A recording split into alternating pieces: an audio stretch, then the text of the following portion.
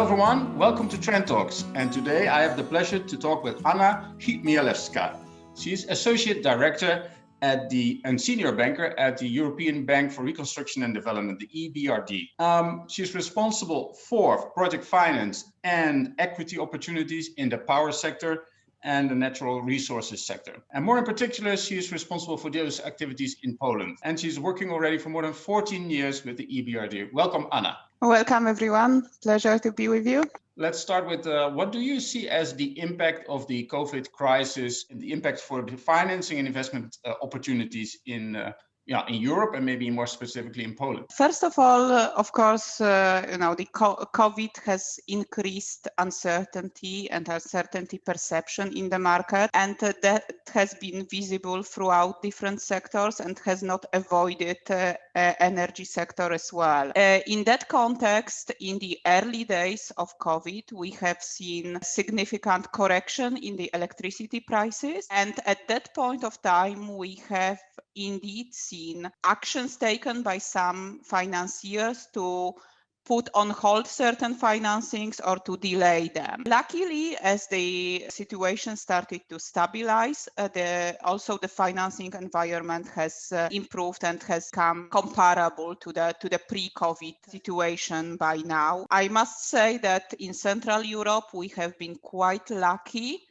because in a sense that COVID coincided with accumulation of investment opportunities in the region. So actually some of the negative impact on the energy side has been offset by this positive sentiment towards the market and towards renewables, especially in Poland, but also in some other Central European markets, such as, for example, the Baltic countries or Hungary. And Anna, so what were the drivers for those developments in those countries? The main driver, of course, remain the international commitments to decarbonize the economies. And as I'm sure you and all others are aware, the energy mix in Central Europe remains quite heavily dependent on conventional fuels. In Poland, that's specifically majority dependent on coal.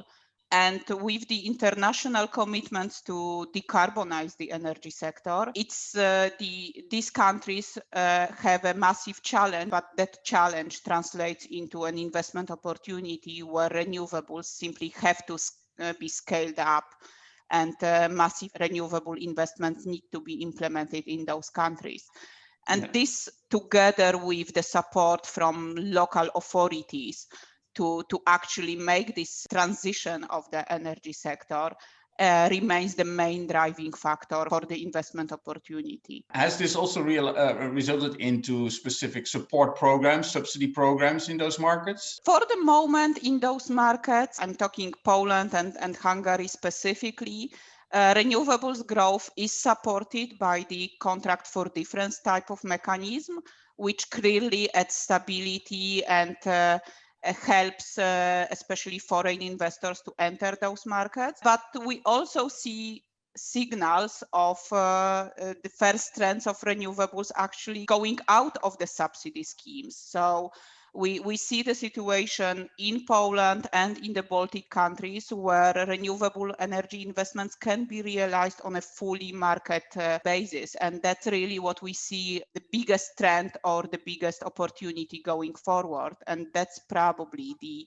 second largest driver for the inflow of investment into the sector, that renewables have become the most competitive source of electricity. And what kind of role does the European Bank, your bank, play in this? Well, our role in renewables is largely on the financing side. So we do support projects on a project finance basis or support investors entering those markets via equity co-investment or equity investment to help them invest for the first time in the country. And when financing the projects on a project finance basis, we help to make the financing structures closer to what is observed in the in mature market, and also taking into account some local specifics. So, for example, there is a large global or European trend of more corporate PPAs being concluded. In our market, it's practically not possible to have those PPAs being a 15 or 20-year contract because of lack of counterparties. So adjusting the financing structures to allow for shorter term offtake contracts is one of the area where an institution like ours can help to actually set financing standards in the market. And if you look at those markets, what do you see currently as the biggest challenges, apart from that it's not able to finance that for a 15 or 20-year PPA? What other challenges do you see? Well, I think one of the large challenge is really to try to forecast not only the electricity prices, which is one of the key drivers for the project economics and for investors, but also to see how the electricity from solar in particular would trade relative to other electricity sources. So what would be the level of so-called capture discount for the technology, which is more about forecasting the future energy mix in particular countries, as well as forecasting the role of market integration between the countries. And I think that's where the sector expertise is needed, and that's where that's area where the different investors can actually get their competitive edge. And is there a particular market segment that offers the biggest opportunities? You know, is it utility scale, really large scale? Is it more roof projects, or is there other types of projects that have the biggest opportunity? Well, I wouldn't say there is one single niche that for the time being offers the largest opportunity. I think it's always important to be one step ahead of the competitors. So people thinking about distributed solar or rooftops are thinking more, shelving more into virtual power plant model or some innovative solutions of combining those services with something else. Utility scale needs to not only be competitive on its own basis, but it needs to also be well plugged into the overall system and grid, so that in the future it can successfully compete if we ever get into the situation of oversupply of electricity.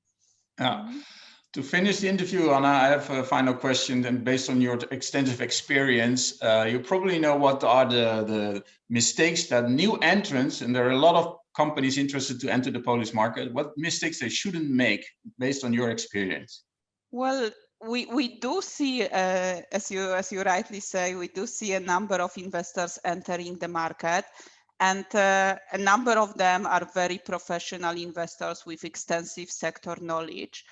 It's in renewables, it's quite easy to transfer that knowledge onto the new markets. What needs to be remembered is to take into account the local specifics. And the two most common mistakes that we have seen was either to underestimate the role of certain procedures or administrative processes and effectively not getting the proper understanding of their functioning in a given market. So some local expertise appears critical, especially when it comes to interconnection or related aspects. And then the second one is really not to make pre-assumptions about investments being simply a carbon copy of what has been done in other countries. While for example, the Polish CFD system is very similar to other contract for different type of models, it has certain small peculiarities or differences, which, if not taken into account at the beginning, can significantly affect the returns. Yeah. Anna, I would like to thank you very much for this informative interview, and I hope that on the 27th of May we can meet each other on the Polish event live in Warsaw. Thank you very much for this interview. Thank you very much. It's a pleasure.